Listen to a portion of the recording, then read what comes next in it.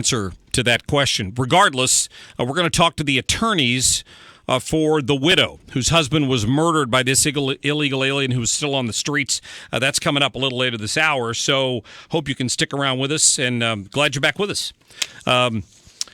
So switching to some local issues here real quick, the St. Louis County Council has recently decided to hire a new auditor, a new county auditor.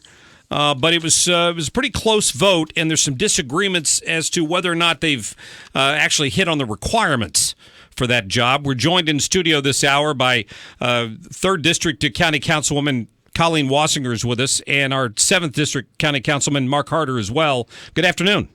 Good afternoon, Mark. Thanks for having us. Well, thanks for being here today. So I remember reading this story when it was in fact, in the Post earlier this week that a vote had been taken, and you have.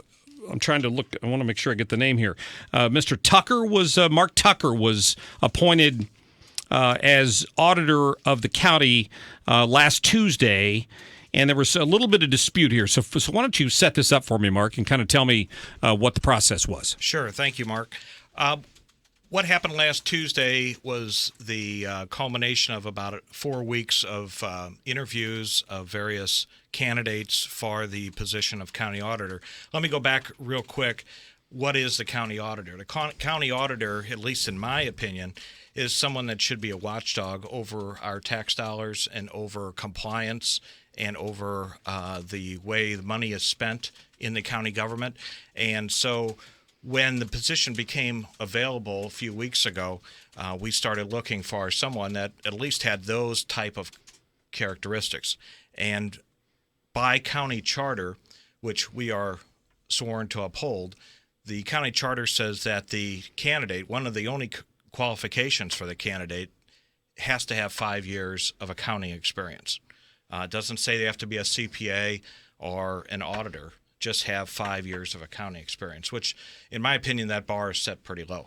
And so we started interviewing people based on what the charter says. And our colleagues on the council pushed this gentleman through the process, and we didn't get much time to vet him. We talked to four other candidates, and when it all came down to a Tuesday night, we had to take a vote. And when that vote came about, there was 4 votes for him, 3 against. And Colleen and myself were against. We had other people in mind, but we were not for this person. And we also got bipartisan support against as well, because one of the other members of our council, a Democrat, voted against this person as well, in so many words. So we're here today to talk about this and talk about what we think might be a remedy to this situation, and I'll let Colleen talk about that. Yeah, please, Colleen. What are you guys hoping to get accomplished here? Well, I think the overlying goal for us during this whole process is this is a real opportunity for us to put an objective watchdog in there who can take a look at our books, improve efficiencies, and that's what's motivating me right now to come and talk about it, because I think it's an issue that residents should be aware of and should very much care about, because it impacts directly how we spend our money. If the county is perhaps operating inefficiently in certain departments, an auditor can ferret out that information very quickly. There's generally accepted auditing procedures that need to be followed. And I think if you don't have the accounting background, it's very difficult to lead a department and achieve those goals. So you guys are calling for an investigation? Yes, we're calling for an investigation to be conducted by our county counselor, Peter Crane, and his department, to actually look into this person's background and find out if he does have the 5-year county experience, and we'll take the results any way they come. If he does, and it's an objective look at this, we're fine with that. But the people that have been championing this candidate have not satisfied us that he has that background. Yeah. Are there ethical questions here, in your opinion? I don't think there's ethical questions. I think this is just about competency. And in St. Louis County, we only have 2 auditors, okay? This candidate and an assistant. to cover the whole county of almost $700 million budget, which is a different topic altogether. We can come back about that. But that leaves this position that much more important, that we have a person that's competent, that can get down and dirty into the filing cabinets and the old moldy boxes if necessary, and knows where to look for issues and where to look for misspent appropriations or where to look for compliance issues. And if you remember, a number of years ago, we had that little scandal, not little, but it was pretty big, in the health department, where an internal employee of the health department was scamming the government of over $5 million over a 5-year period, and nobody caught on. And at that point, we had competent auditors on staff. So you can imagine how, in this situation, if it comes together here, it's going to open us up, I feel, for more issues. I guess I'm a little surprised that you wouldn't have to have some auditing background to have that role. Exactly. And I think at a minimum at this particular point, our ordinances need to be updated. The charter clearly specifies a minimum of 5 years accounting experience, but I think it should go even farther than that. So we're also studying the auditing ordinances of surrounding communities, St. Charles County, Greene County in Springfield, Missouri, Jackson County, to see what specifically they require. And St. Charles ordinance is actually very well written. It mandates a bachelor's degree and itemizes certain things that the auditor will be responsible for completing during his tenure. Our ordinance is very vague. It leaves a lot of room for interpretation. I think we need to tighten it up. We need to be clearly set forth exactly what the requirements are for the position.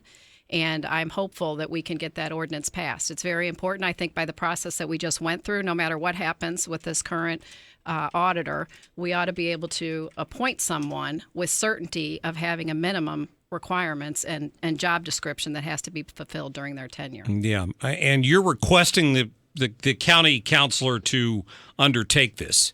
Yes. Well, you're referring to it as an investigation. Are you basically asking him to review the qualifications of this individual to make sure they meet the county charter?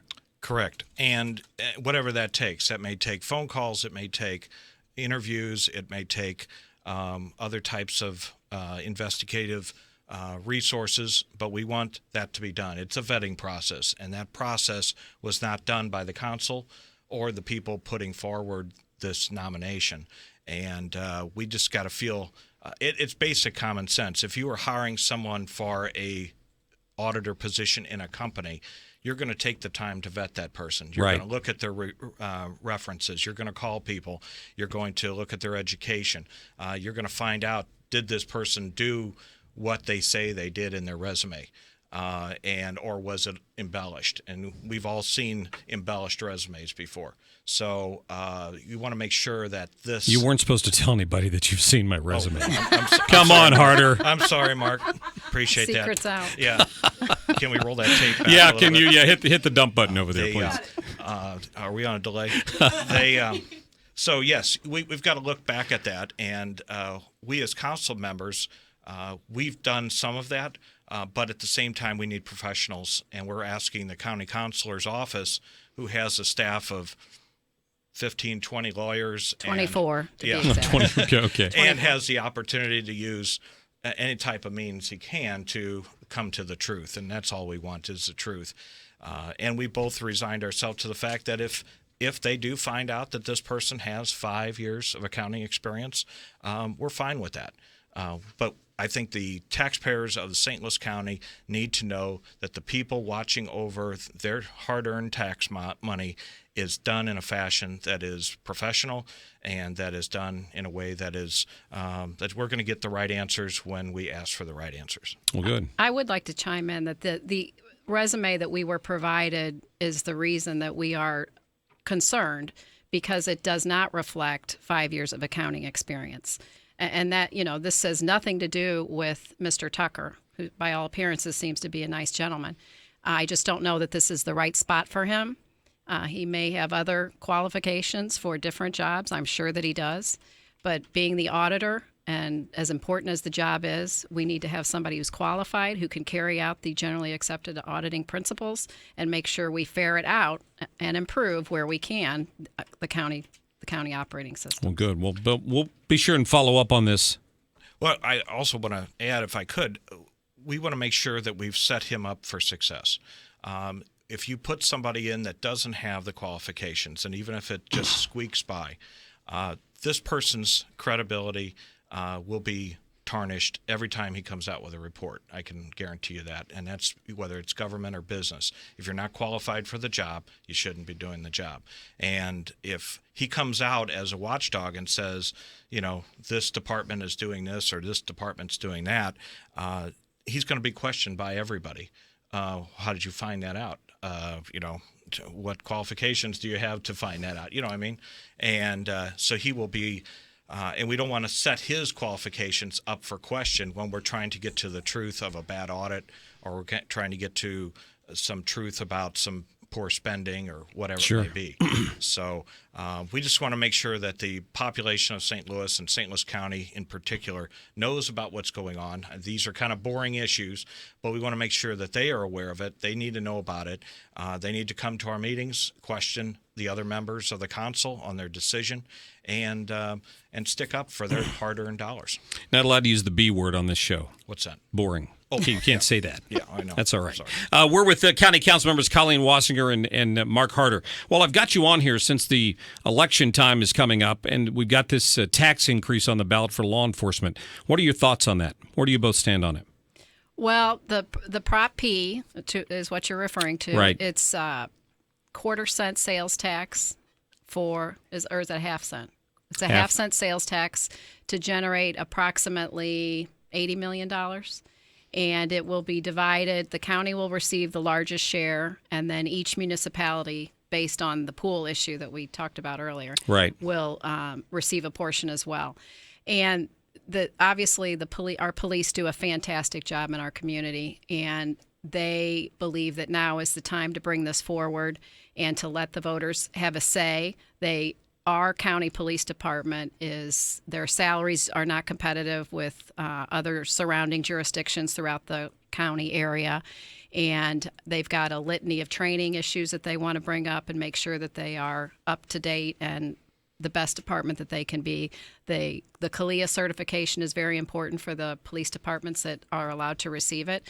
So come April, the voters are going to have an important decision to make on whether or not to pass that. Do you support it? I do support it. Mark? I support the police. I think there's some weaknesses in the enabling legislation that was passed. I don't want to cut Mark off all here, right. but there are some weaknesses that are going to fall to the council, and we're going to have to watchdog it.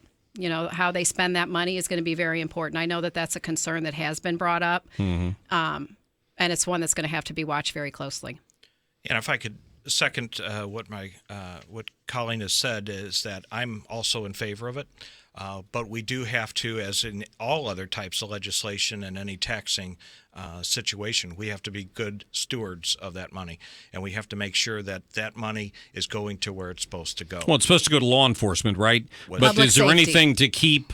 Is there anything to keep the money that's currently going from the general fund toward that from being drawn back because of this new influx of money? There isn't, is there? Well, that's No. where your individual we come in. municipality Yeah. and Yeah. St. Louis County has to step in and say, okay, hopefully with the help of a good auditor, that you can go in there and see. I Nice. That was nice. I like it. Good segue. And so how we can all pull that together and make sure that it's going to body cameras, or it's going to police salaries or pensions, or it's going to more equipment or training. So we have to do that, and every municipality that you live in needs to do that, and that they're not spending it on lifeguards at the pool or fixing potholes. Just be aware. So if it passes, there's going to be a big influx of money coming into